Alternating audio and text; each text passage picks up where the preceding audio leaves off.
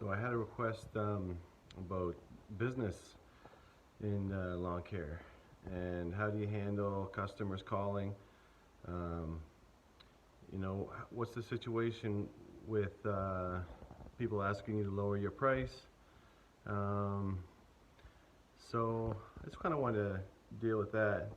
So in the beginning, it's it's next to impossible to have the confidence to go in and uh, and set a price which the price that you're going to be at in 3 years. Uh, so the first year is actually more about just holding on and learning the industry. So in your first year of business, it's actually pretty smart to just to take on any work you can get because you want to get your name out there. Um, so I came from a mentality. Keith Kalfas talks about this as like um, just you have this mentality that you've been an employee your whole life.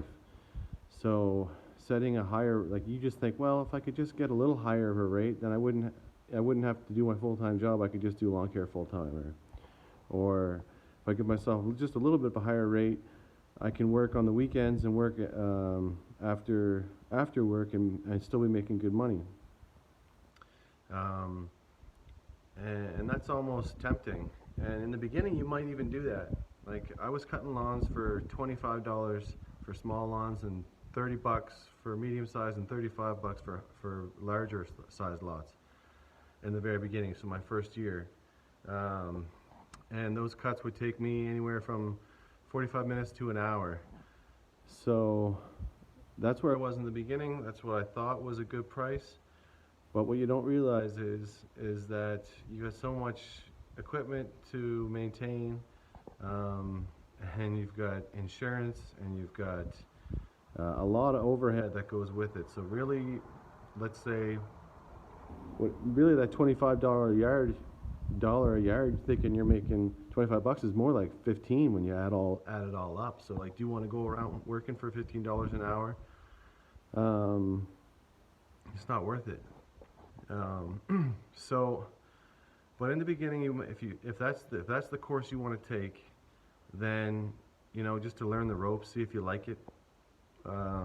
That's pretty much the confidence I had going in, and so right now I don't take on anybody that's under 40. So that's my base pay is $40 for these new customers.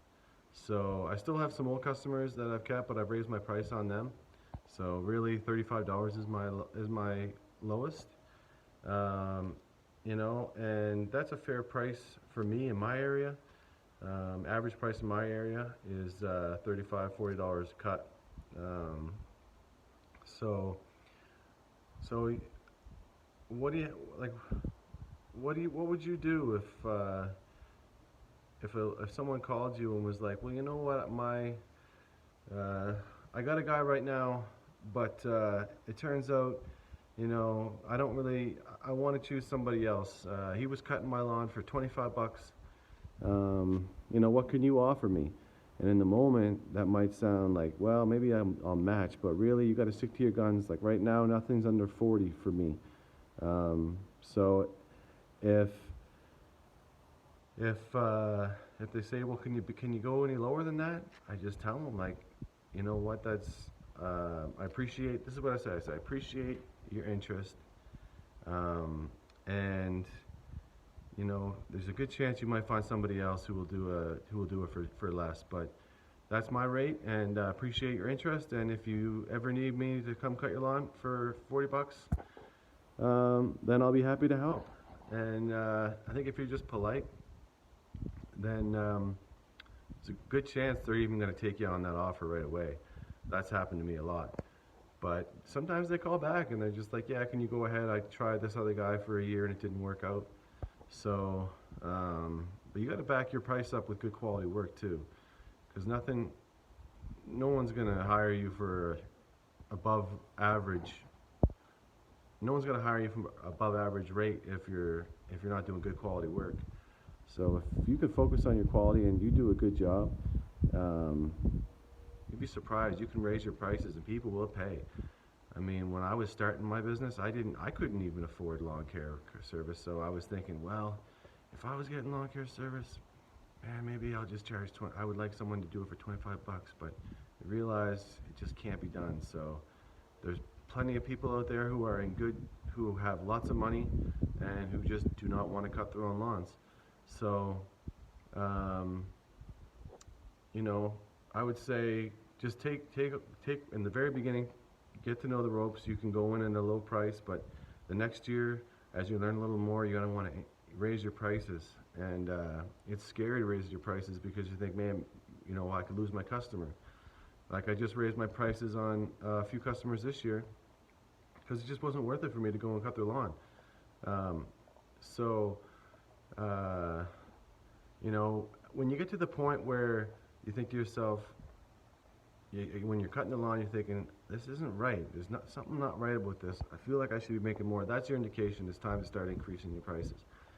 And I've actually probably increased my prices on just about everyone I've had, and no one has turned me down. So, so that, you know, it is really nerve-wracking because if I lose one customer, that's actually let's say a $40 cut. If I lose one customer, if I'm going from, let's say 35 to 40, so $35 weekly is 140 if you have 4 cuts that month. So if you're jumping, so if you think to yourself, man, I'm not just going to lose one cut, like I'm not just going to lose 35 bucks, I'm going to lose 140 over the month. And that's when it gets scary, when you're like, man, 140 bucks. I said, maybe I won't bother with that. Maybe I'll just keep it at 35 and I won't jump to 40. Well, like I say, when you're on the line, you find out like, well, this is taking me a little bit longer. Then just go ahead and raise it. Like, I would raise at the beginning of the year to give the customer a chance to find somebody else. Some people will raise their prices in the middle of the year, and that can happen if you really feel like you're being in a pinch. Sometimes you can get to a property and you quote a price and you realize, well, it's time to change my price right away. That's happened to me before. But in general, you want to raise your prices at the beginning of the year just out of a courtesy. Some people will try and trap their customers and raise their prices sort of halfway through the year, which is kind of sleazy because you're kind of already in a verbal contract with them or something like that. I mean, that does happen, but I would say the best time to do is at the beginning, just to give them another chance to find somebody else, you know, before they need, because during the busy season, like if you leave, then, you know, it could be 2 weeks before they find somebody else. But, yeah, so, and stick to your guns, always stick to your guns. If you come up with a price, that's it. Don't back down. There's no backing down. As soon as you back down, you don't feel right about it, and you know what you're worth at the time. So, it's really hard, but you just stick to your price, and you'll be surprised. I haven't lost a customer from a price increase, but a lot of that is just quality. You know, go the extra mile, because it will pay off in the end. So. I would say, and a lot of these spring cleanups, people ask me what price I am. You know, I was double the price of the competition, and I just told them, I said, well, go with them because they're obviously giving you a good price. The advantage of this is my 5th year. The advantage of being in my 5th year and negotiating and giving a price on the phone is really key because I'm already busy. So if I'm going to take somebody else on, it's going to be at the price I know is fair to me. So, so if you're not desperate for work, you can really stick to your guns. And like I say, you just have a confidence. So so I'd say in the beginning, maybe you want to come in maybe a little bit low. But don't take long before you start increasing your prices. When you start getting busy, they say dissolve the bottom, and every new customer you raise your rate. So that those low prices you were giving in the beginning will eventually become, either they'll go with you or they won't. So so it's calling dissolving the bottom and increasing the top. So so yeah, it is nerve-wracking in the beginning. I know it was for me. I didn't. You have no idea. I had no idea. No one. I watched a lot of YouTube videos, and I will say, I want to give a shout out to Packard, G Packard. He used to do a lot of videos, and there's also, of course, Geek to Freak was the best. He was the one who showed me how to even. There's certain things you think you know how to cut a lawn, but you want to learn a little bit more. So there's Geek to Freak. I really like. I want to give a shout out to Doolin Cut and Trim. He's really good. I love watching his videos. I like. There's this guy in Texas. He's an older guy. Weed Whacker Lawn Care. He's also another favorite of mine. And so in the beginning, I watched a lot of those guys. And for business advice, you might want to check out like Mike Andes. He's business kind of guru, lawn care. He'll help you with pricing and how to really build a business. He's more into building like huge companies. But he gives out free information, so you can learn as much as you want if that's the way you want to go. I might be maybe heading down that road, but I like to keep it small. I like to keep it just me, but there might be a time for that, but that's not my time right now. So yeah, so hand out flyers. In the beginning, I handed out a lot of flyers. There's lots of people online that have examples of flyers that you can use. Well, when I first started, I actually emailed one of the YouTubers, and they actually emailed me one example of one of their flyers. So if somebody wants an example of that one, I still have one here. I can actually just maybe screenshot it, and then you can use the same one. But yeah, I just went on the door to door, and put elastics around the door hanger, and took it from there.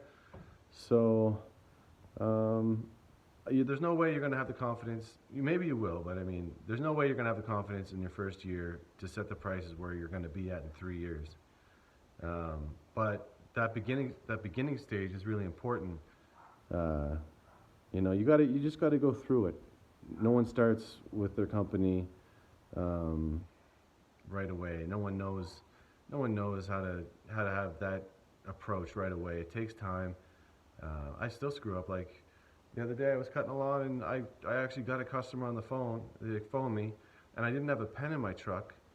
And I asked him, I said, well, do you want me to put it on a list? Can you just text me your information? And he seemed kind of put off by that. And this is after this deal was even made, like over the phone. And he never did text me his information because I couldn't find a pen. So, like, I just got to make sure to have 10 pens in my truck. There's always a situation where, you know what, you're gonna screw up, but eventually it's gonna be good. So this is just for the new guys. This video isn't for people who've done this. They know, everybody knows. You do it for you even do it for a year. This is just for the guy who's getting started, and just scared to even walk up to a door and leave a flyer, or has a minivan like me. When I started, I had a minivan. I just I got to get out of debt. How do I do this? This is a good way to do it. You can just cut lawns, and so many mental things in the beginning that were so scary, but just simplify things. You're just cutting lawns. Above all else, just customer service is number one. Quality work is number one. And hang in there. It's going to get easy. Every year snowballs. Every year snowballs. Like every year you're going to get more and more customers. In the beginning, it's going to be slow. I started part-time and then I went full-time last year, after my 4th year, because I got laid off and I had to go full-time. In Canada, our season's a little shorter than people in the States, so it's not as profitable as some places in the States. Have longer seasons. There is a snow removal in Canada, but the insurance cost to get started in that is unbelievable. Like, the insurance cost in Alberta is like, if you wanted to have a commercial business, even just to get started in a condo association, put a plow on your truck, you're looking at $10,000 for insurance.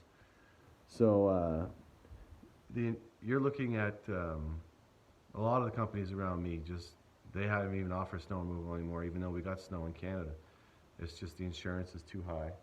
So basically, they cater to the companies who are huge, and the little companies, they can't get their foot in the door. It's hard. There's been a lot of claims, personal injury claims in Alberta. So my province has been like flagged by insurance companies. It went up 10 times what it used to in 2 years. So what it used to be, it was gone up 10 times. So got to find my way around that. Got to find some reliable winter work. So that's my struggle right now. But so yeah, like I say, stick to your guns, and I hope this video helps somebody. Not everyone has the confidence. Not everyone's gonna have it right away. So don't worry about that. Don't worry about having all that. That'll come. And so just know it's almost better to start off kind of unconfident and with nothing, because you're gonna really appreciate what you have. You're gonna appreciate everything. Like, you're gonna take care of your equipment every time you get a new little hand blower, or the first time you get a backpack blower, a new backpack blower. Oh my gosh. You won't be able to sleep at night. You'll be too excited. Sometimes you find a really good deal on a used aerator or something like that, and it actually works. And you're just like, for the very first time, you're aerating a property, and it's just like, it's almost better to go through it that way than it is to have everything just handed to you. So it will pay off in the end. So yeah, just stick to it. It's gonna work out.